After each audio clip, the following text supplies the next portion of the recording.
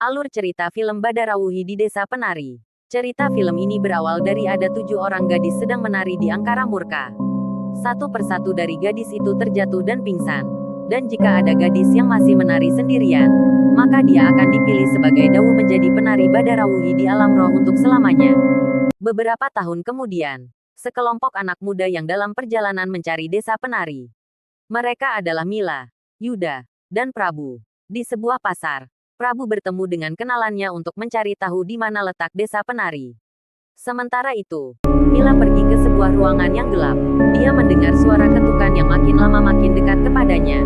Namun Yuda menyadarkan Mila dan bertanya kenapa Mila berada di tempat gelap seperti itu. Kemudian, Mila memberikan peta ke desa penari kepada teman Prabu yang bernama Jito. Prabu tahu kalau itu adalah desa penari. Namun Jito memberitahu kalau desa itu letaknya lumayan jauh dari sana dan letak desa itu di tengah-tengah hutan.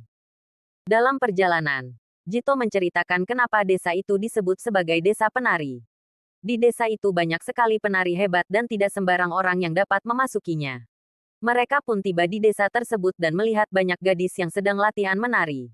Desa ini ternyata sangat damai dan asri. Mereka pun bertanya kepada salah satu warga mengenai sesepuh desa tersebut. Namun, warga itu mengatakan kalau Mbah Putri sudah meninggal. Kalau mereka mau bertemu dengan sesepuh, mereka harus menunggu Mbah Buyut pulang.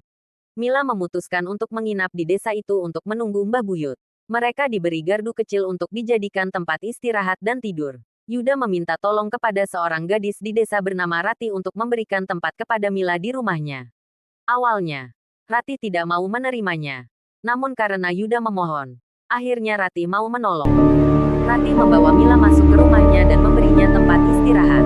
Namun, Rati meminta mereka untuk tidak terlalu berisik karena ibunya sedang sakit parah. Mila pun tertidur di tempat itu.